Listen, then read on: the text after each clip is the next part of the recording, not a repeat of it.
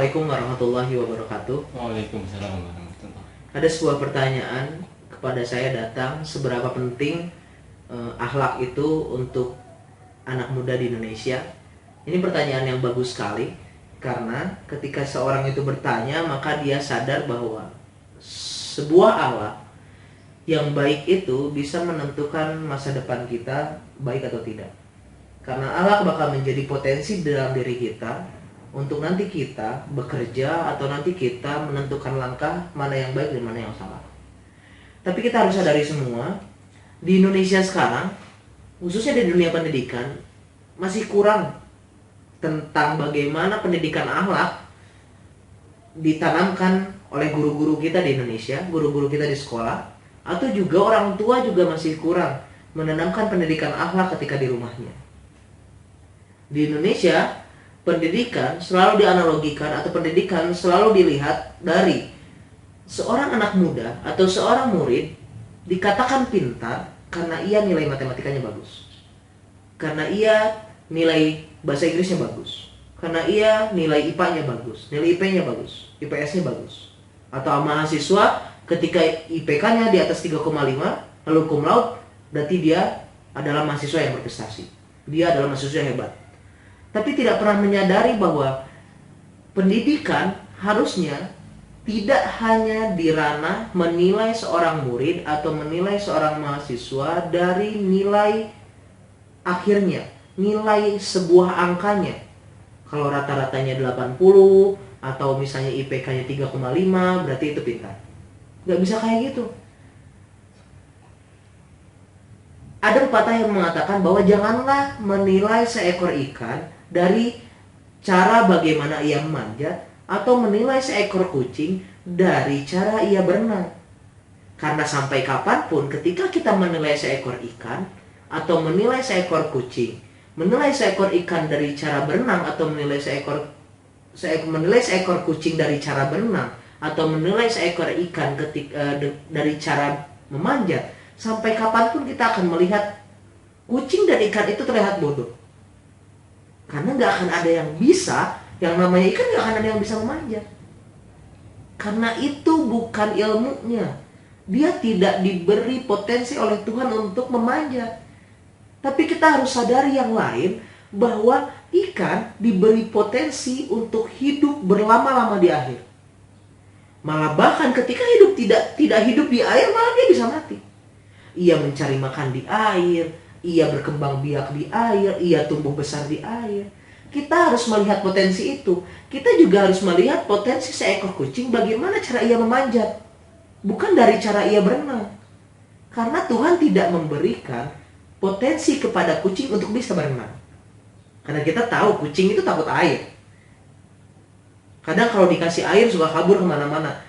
Ini jangan melihat kayak gitu. Sampai kapanpun kalau terlihat dari itu aja, maka membuat kucing yang tadi, membuat kucing dan ikan terlihat bodoh. Sama seperti murid.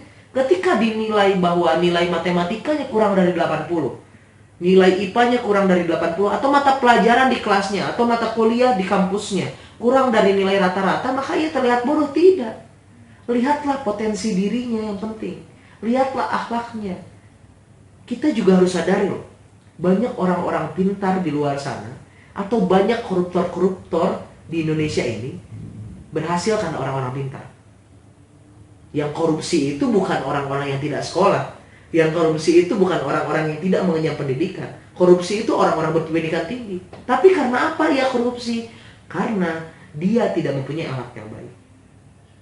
Intinya adalah, sepintar-pintar kamu tidak akan membuat kamu menjadi yang baik.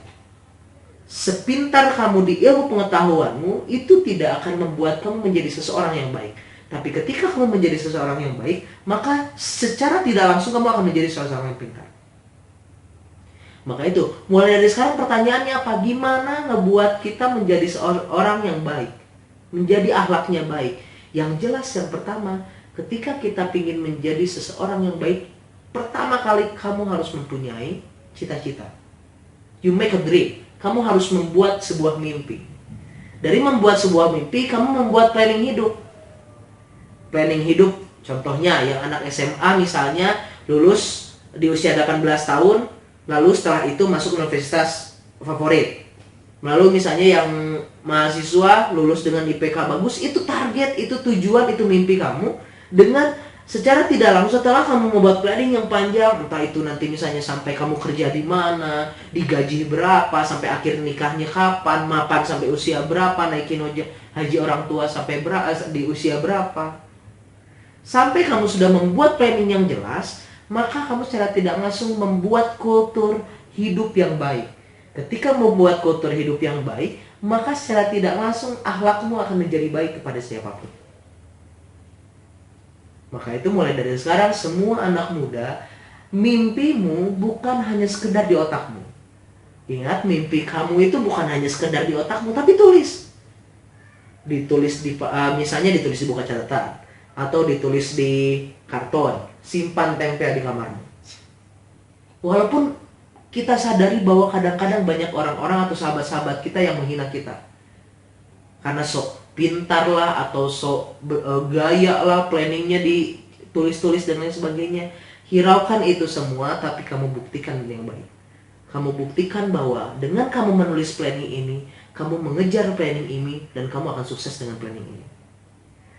Mulai dari sekarang, mulai tanamkan bahwa akhlak dirimu menentukan masa depan kamu. Maka masa depanmu ditentukan mulai dari hari ini. Jangan melihat masa lalu. Hari ini ketika kamu masih diberi kesempatan untuk berkembang hari ini, maka ada waktu untuk berubah. Tidak ada kata yang terlambat, tidak ada kata untuk tidak bisa berubah. Selama kamu masih diberi kesempatan oleh Tuhan hidup di dunia ini, berarti kamu ada kesempatan untuk berubah. Sekian dari saya. Terima kasih. Kita ketemu di kesempatan yang lain. Assalamualaikum warahmatullahi wabarakatuh. Waalaikumsalam warahmatullahi wabarakatuh.